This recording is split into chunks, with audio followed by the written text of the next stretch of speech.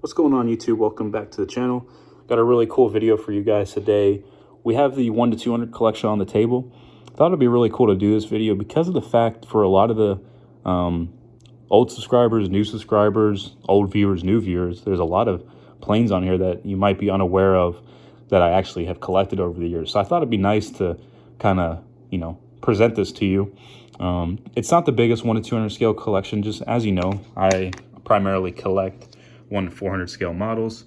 So one of the things that, I try to do is get 1 to 200s because they actually are probably one of my favorites to get just because of the level of detail that comes with them. One thing I think we all can agree on, and I'll debate anyone otherwise, is Gemini Jets does not mess up the 1 to 200 game. They are on point with everything. Sure, there's some errors every so often, but as compared to the 1 to 400s, the 1 to 200 scale for Gemini Jets is awesome. So with that being said, we'll go ahead and start with the Embraer 145. So here's the American Eagle old livery 145. A lot of people actually had problems with this, if I remember correctly. The logos on the tail would be reversed. The paintings would be all scuffed and messed up. I got really lucky with mine, as you can see here. It's actually pretty perfect. The only thing that is not would be the slats are a little bit roughed up. Besides that, I'll take that over a reverse logo any day. So yeah, that's that one. And moving on to the Alaska Q400.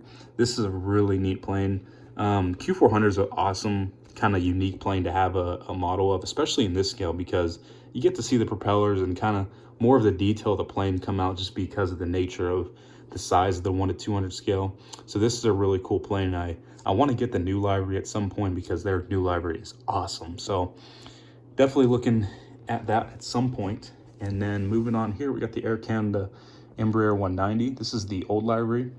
Really good plane. I got this one probably back in one of the summers of, I want to say pretty sure it was 2011 actually, of summer 2011. I got it at the airplane shop in Las Vegas.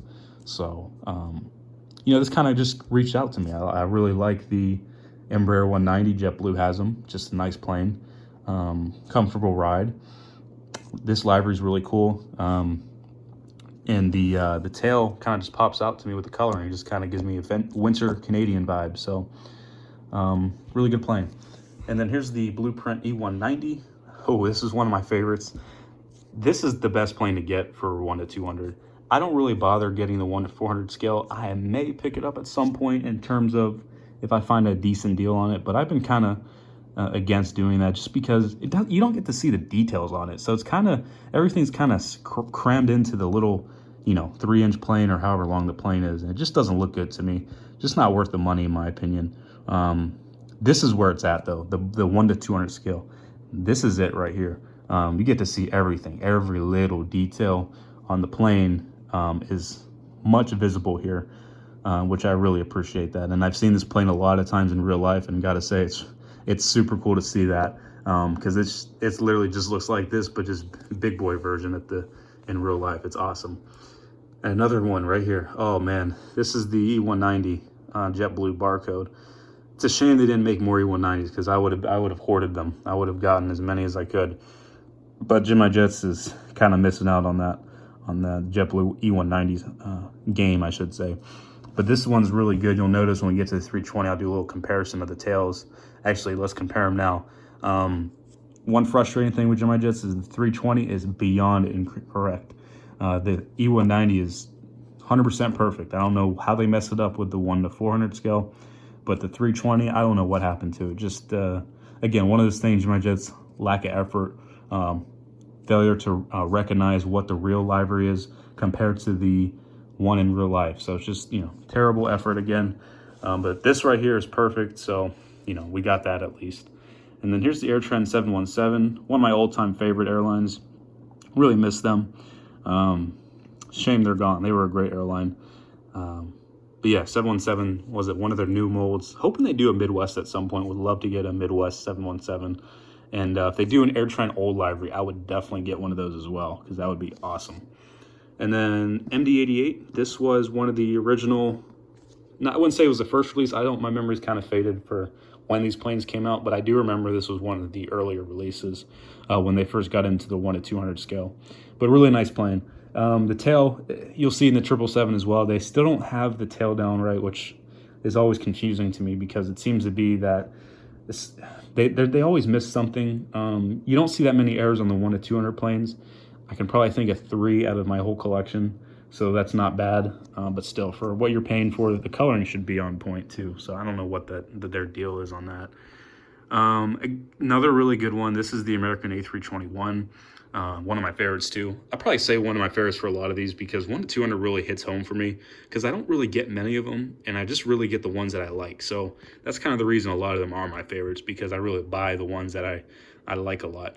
This is a Legacy US Airways plane, so I really appreciate that as well, because I definitely prefer Legacy US Airways planes over the original American ones by far. And it's a CFM, even better. So good plane. This is one of the OG releases. This is the Scandinavian A321. Again, one of my favorites as well. I've always had some liking towards Scandinavian. That's kind of why I acquired all these Scandinavian planes over the years. Just like having them. So, really cool plane. And then here's the Jetblue A321 Sharklets. Man, they got this one on point. This is the prism tail, and it looks perfect. And everything else about this is perfect. So it's really good to see this plane. Definitely need to get that Neo at some point, but just gonna wait till my birthday probably for that. And then we get to, everything's perfect from the plane to the tail. Well, everything before you, from plane till you get to the tail. But yeah, there's not much to say here. The tail is just terrible and it's not acceptable. Wish it was right, is what it is. Anyways, moving on to a really cool one. Got this guy at the airplane shop in New Jersey in, I want to say 2011 or 2012. I just remember I flew US Airways 737-400 up because my dad and I were doing a trip in New York, and we stopped at the airplane shop, and I got this BMI A319. So this is a great plane. A lot of people might not know this airline, especially if you're a lot younger. You might not be aware of what they were, but they served out of England, primarily London. They had A330-200s and then Airbus narrow bodies, and they had subsidiary BMI Baby, if I'm not mistaken, with 737-500s, I think. And yeah, they were really cool airline. Obviously, I've never flown them or anything, but they just, from my perspective, they just look kind of cool, just different. I love how they had the UK flag in the background there on their tail, and then I always love this with the red there as well. So BMI is really cool. Now we got the Southwest 737-700.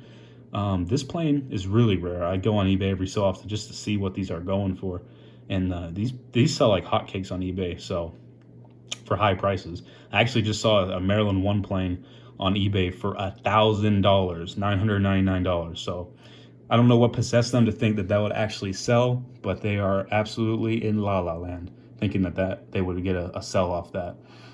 AirTran 737. Everybody knows I love my AirTran. Really nice, like I said, really nice airline. Good old Citrus. So that's the nice one. Moving on, we got the US Airways A330-200. This is a really cool plane, guys. You know how I am with my US Airways.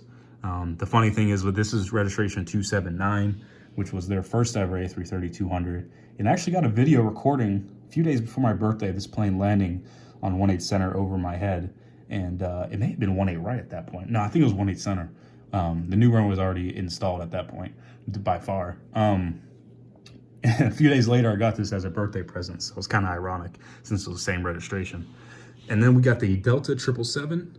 Not sure what possessed me to get this one as well. I've always had some type of liking towards Delta, which has kind of faded in the last few years, being flying between Charlotte, Minneapolis, Grand Forks. I don't have a lot of good travel experience in Minneapolis, so kind of deterred from Delta right now. But yeah, they made a couple releases of the 777L for Delta. Sad to say, this is retired. It's really weird. So now it's kind of nice. I'm kind of glad I do have this as a collecting model, considering they're not here anymore. Now, like I said, they did a few releases.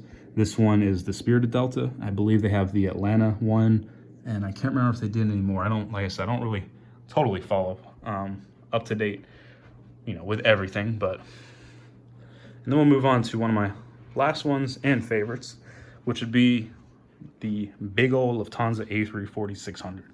This one is awesome. Got this for Christmas a few years ago. Flew a lot to Charlotte over the years. It's sad to say, I don't think this plane is officially retired yet for Lufthansa. it's just been decommissioned for about 1 to 2 years, and it's just going to depend on how quick demand comes back and if we see this plane in service again.